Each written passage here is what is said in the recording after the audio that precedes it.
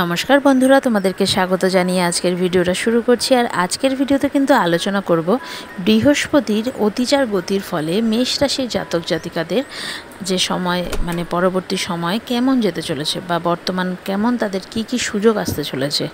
আমরা কিন্তু সবাই জানি যে মেষ রাশির জাতক জাতিকারা কিন্তু পরিবর্তন পছন্দ করে। তারা কিন্তু কখনোই একঘেয়ে জীবনযাপন করতে পছন্দ করে না।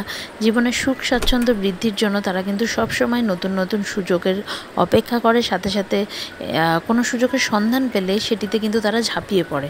তারা কিন্তু পিছপা হয় না, তারা কিন্তু 10 বার ভাবতে বসে না যে এটা আমার করা ঠিক হবে কিনা। এই ফলে কিন্তু মেষ রাশির জাতক জাতিকাদের জীবনে টুকটাক সমস্যাও আসে, কিন্তু আসলেও তারা কিন্তু সেটা ওভারকাম করে আবার এগিয়ে চলে।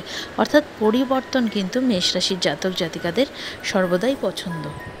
অনেকের মনেই প্রশ্ন আসবে যে এই অতিচার গতিটা কি? আমরা বক্র গতি শুনেছি, সরল গতি শুনেছি, তাহলে এই অতিচার গতিটা কি? অতিচার গতি বলতে একটি গ্রহর যতদিন করে একটি রাশিতে থাকার কথা তার থেকে যদি দ্রুততার সাথে সে সেই রাশি পরিবর্তন করে, তখন সেই গতিকে আমরা জ্যোতিষশাস্ত্র অনুযায়ী অতিচার গতি বলে থাকি। তো সেই রকমই বৃহস্পতি কিন্তু এই মে মাস থেকে অতিচার গতিতে চলবে, অর্থাৎ তার কিন্তু প্রতিটা রাশির পরিবর্তনের মুভমেন্টটা কিন্তু তার বাড়তে চলেছে। এর ফলে যে প্রত্যেকটা রাশির জাতক জাতিকাদের যে খুব নেগেটিভ কিছু আসবে সেটা কিন্তু নয়, পজিটিভ বলা যেতেই পারে। যে যেহেতু গ্রহর মুভমেন্ট তাড়াতাড়ি হচ্ছে, তো আমাদের কিন্তু উন্নতির ক্ষেত্রেও কিন্তু কিছু কিছু জায়গায় দেখা যাবে সুযোগও কিন্তু আমরা তাড়াতাড়ি পেতে চলেছি। তো অতিচার গতি কিন্তু আমাদেরকে শুভ ফলাফলই দেবে। তো এছাড়াও মেষ রাশির জাতক জাতিকাদের ক্ষেত্রে যারা কিনা দীর্ঘদিন ধরে হয়তো বিদেশে সেটেল হতে চাইছে, বা দেখা যায় যে দীর্ঘদিন ধরে কোথাও ঘুরতে যেতে তারা চাইছে কিন্তু কোনো না কোনো কারণে হচ্ছে না, সেটা হতে পারে আর্থিক কারণে হচ্ছে না বা সময়ের সুযোগ হচ্ছে না, সেই ক্ষেত্রে কিন্তু এই অতিচার গতিতে কিন্তু বৃহস্পতি এই সময়ে অর্থাৎ এই মে মাসের পর থেকে কিন্তু মেষ রাশির জাতক জাতিকাদের কোথাও ভ্রমণের ইচ্ছা থাকলে সেই ইচ্ছে কিন্তু পূরণ করবে। এমনকি বিদেশে যারা সেটেল হতে চাইছে সেই ইচ্ছেও কিন্তু এই অতিচার গতির ফলে কিন্তু পূরণ হতে চলেছে। তো তারা কিন্তু জোর কদমে সেই প্রস্তুতি নিতে পারো।